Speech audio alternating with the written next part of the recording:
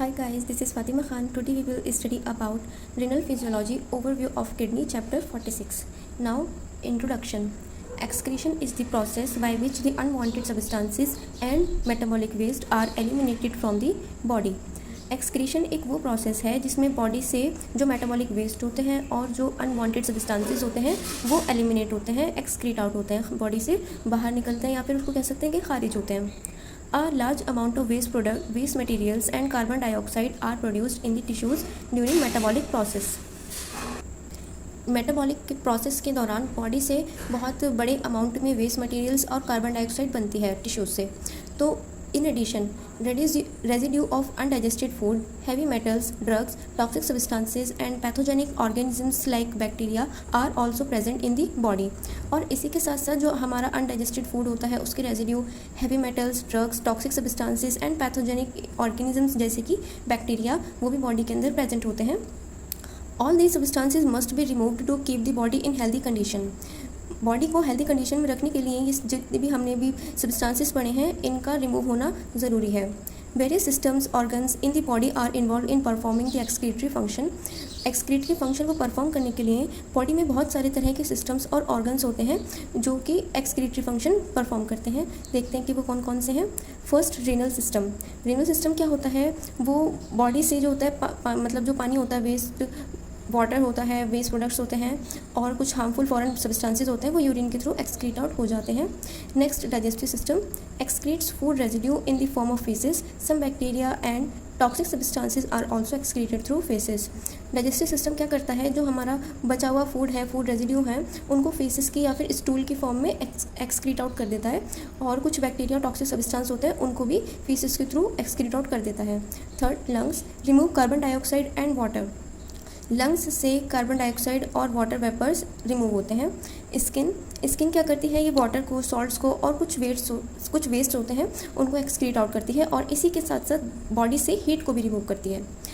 Fifth, liver excretes many substances like bile pigments, heavy metals, drugs, toxins, bacteria etcetera through bile. Liver क्या करता है? Bile के साथ body से जो बाइल पिगमेंट्स होते हैं, हैवी मेटल्स होते हैं, ड्रग्स, टॉक्सिन्स, बैक्टीरिया एक्सेट्रा इन सबको एक्सक्रीट आउट करता है.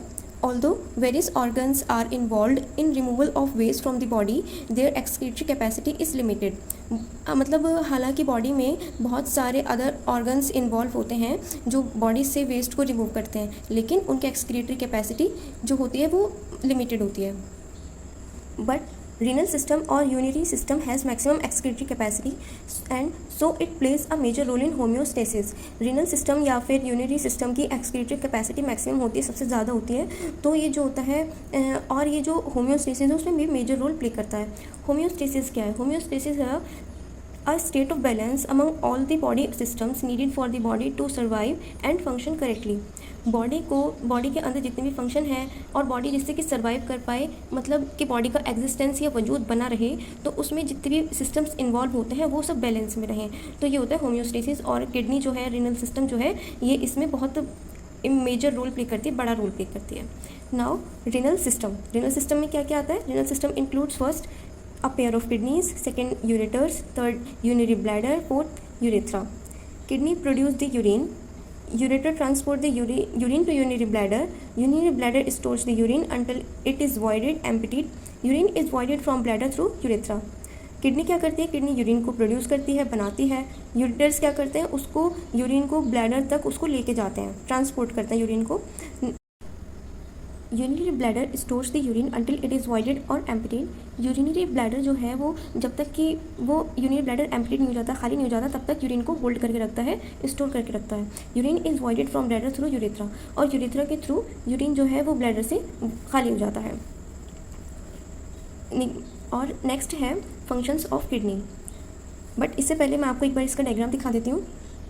ये है, इसमें देखेंगे कि this is kidney, these are the ureters, urinary bladder and urethra. Now, functions of kidney. Kidneys perform several vital functions beside formation of urine. By excreting urine, kidney play a principal role in homeostasis. Thus, the functions of kidney are detailed below.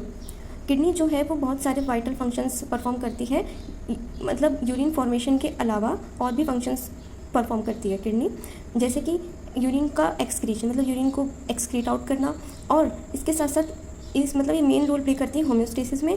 और उसकी क्या क्या details हम नीचे पढ़ेंगे। First, role in homeostasis. Primary function of kidney is homeostasis, मतलब kidney का जो प्राइमरी फंक्शन है वो होम्योस्टेसिस है। It accomplished by the formation of urine, जो कि यूरिन के फॉर्मेशन में पूरा हो जाता है।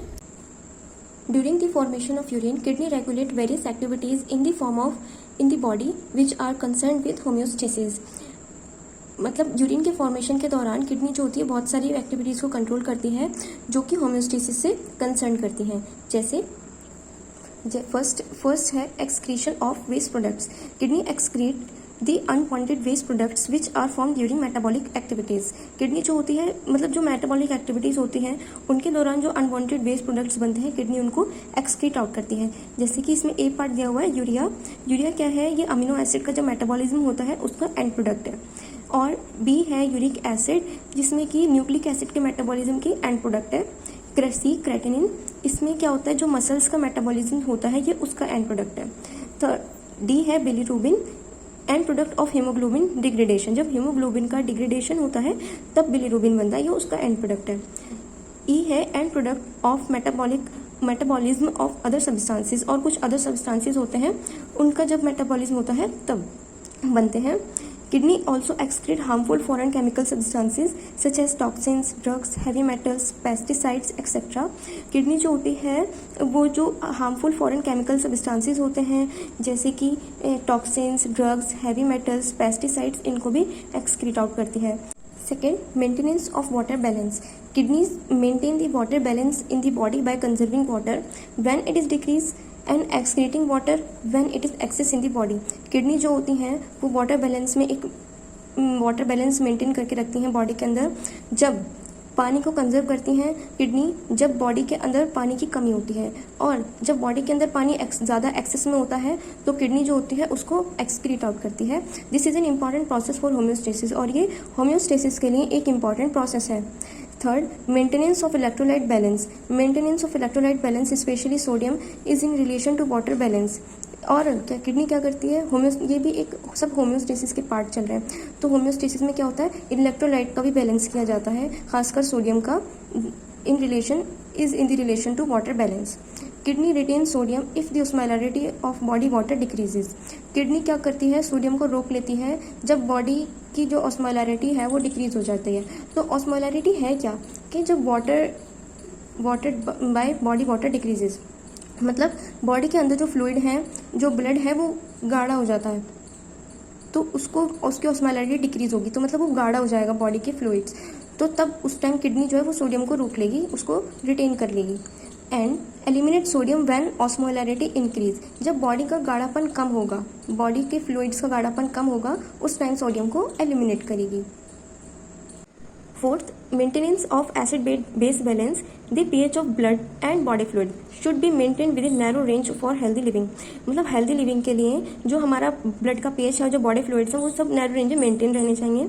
It is achieve by the function of kidney, और ये हमें कैसे मिलता है, किडनी के फंक्शन से। Body is under constant threat to develop acidosis. Acidosis क्या होती है, एसिडोसिस होता है कि बॉडी के अंदर एसिड का अमाउंट बढ़ जाना। तो बॉडी क्या होता है, उसको हमेशा लगातार इस चीज़ का डर बना रहता है कि कहीं बॉडी के अंदर एसिडोसिस ना हो जाए, because of production of lot of acids during metabolic activities. Metabolic activities के दौरान बॉडी से बहुत सारे एसिड्स बनते हैं।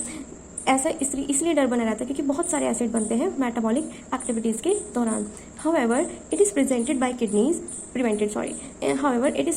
kidneys, lungs and blood buffers which eliminate these acids. तो ये कैसे रुकता है कि इतना एसिड बन रहा है, तो ये रोका कैसे जाएगा, क्योंकि लंग्स के और किडनी के थ्रू रोकते हैं, और कुछ ब्लड बफर्स होते हैं, तो उससे ये दीज जो एसिड बनते हैं ये एलिमिनेट हो जाते हैं, एक्सक्रीट आउट हो जाते हैं। जैसे कि ब्लड बफर्स होते हैं bicarbonate ions. Among these organs kidney play a major role in preventing acidosis. और ये जो हमने ऑर्गन पढ़े हैं इसमें जो होता है किडनी जो है सबसे बड़ा रोल प्ले करती है एसिडोसिस को रोकने में। In fact kidney are the only organ which are capable of eliminating certain metabolic acids like sulphuric acid and phosphoric acid. और इसमें क्या होता है, किडनी ही कुछ, जैसे कि हमारी बॉडी में कुछ एसिड्स होते हैं जैसे कि सल्फ्यूरिक एसिड और फॉस्फोरिक एसिड, तो सिर्फ किडनी ही एक ऐसी ऑर्गन है जो इनको एलिमिनेट कर सकती है। Now second, haematopoietic function. Kidney stimulate the production of erythrocytes by secreting erythropoietin. Erythropoietin एक हार्मोन है जो किडनी सिक्रीट करती है, जिससे कि क्या होता है, आरबीसी का फंक्शन, आरबीसी का जो प्रोडक्शन है, इरेथ्रोसाइट होते हैं आरबीसी, तो वो स्टिमुलेट होता है, स्टार्ट होता है, आरबीसी बनने स्टार्ट होते हैं किससे, जब किडनी इरेथ्रोपोइटिन हार्मोन सिक्रीट करती है। Erythropoietin is the important stimulating factor for erythropoiesis. यहाँ पर इन्होंने क्लियर कर दिया है कि इरेथ्रोपोइटिन एक बहुत ज़्यादा इंपॉर्टेंट स्टिमुलेटिंग फैक्टर है जो कि इरेथ्रोपोइसिस करता है, मतलब आरबीसी का फॉर्मेशन करता है। Kidney also secrets another factor called thrombopoietin which stimulate the production of thrombocytes. Kidney क्या करती है, एक और फैक्टर सिक्रेट करती है जो कि क्या है, इसका एक और फैक्टर है, वो क्या करती है, थ्रोम्बोपोइटिन सिक्रेट करती है। थ्रोम्बोपोइटिन क्या करता है, थ्रोम्बोसाइट्स की प्रोडक्शन को स्टार्ट करता है। थ्रोम्बोसाइट्स क्या होता है, प्लेटलेट्स, तो जिसमें क्या होता है, फिर नंबर ऑफ प्लेटलेट्स बढ़ते हैं, उनका प्रोडक्शन इंक्रीज होता है, स्टार्ट होता है। थर्ड है endocrine function. Kidney secretes many hormonal substances in addition of erythropoietin and thrombopoietin. Kidney क्या होती है, और भी अदर हार्मोनल सब्सटेंसेस को सिक्रेट करती है, सिर्फ थ्रोम्बोपोइटिन और इरेथ्रोपोइटिन के अलावा, मतलब इनके साथ साथ। Hormone secreted by kidney, first erythropoietin, second thrombopoietin, third renin, fourth 125 डाइहाइड्रोक्सीकोल calcitriol, fifth prostaglandins. Now fourth, regulation of blood pressure. This is very important. Kidney play an important role in the long term regulation of arterial blood pressure. Kidney क्या होती है, बहुत लंबे time तक, मतलब हमेशा के लिए आर्टीरियल ब्लड प्रेशर को कंट्रोल करती है, मेंटेन करके रखती है, उसको रेगुलेट करती है। कैसे? First, bye regulating the volume of extra cellular fluid. अब ये एक्स्ट्रा सेलुलर फ्लूइड क्या होता है, हमारे पास जैसे कि कुछ हमारे सेल्स होते हैं बॉडी के अंदर, तो उनके अंदर भी फ्लूइड फिल रहता है, और जिसको हम बोलते हैं इंट्रासेल्युलर फ्लूइड, और सेल्स के बाहर भी कुछ फ्लूइड फिल रहता है, तो this is called extra cellular fluid. तो क्या करता है, जो बॉडी में जो एक्स्ट्रा सेल्युलर फ्लूइड होता है उसका वॉल्यूम जो है वो कंट्रोल करती है किडनी, और through the renin angiotensin mechanism, ये हम आगे पढ़ेंगे। तो रेनिन एंजियोटेंसिन मैकेनिज्म के थ्रू भी ब्लड प्रेशर को कंट्रोल करती है, रेगुलेट करती है kidney. Now fifth, regulation of blood calcium level. Kidney play a role in regulation of blood calcium level by activating 125 dihydroxycholine calciferol into vitamin D.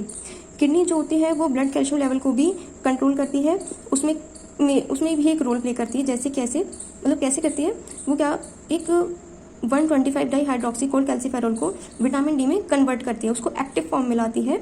Vitamin D is necessary for absorption of calcium for intestine में calcium का absorption हो सके उसके लिए vitamin D बहुत ज़रूरी है, तो किडनी इसको एक्टिव फॉर्म में लाती है विटामिन डी को। ओके, आई होप आपको ये समझ में आ गया होगा। Bye bye.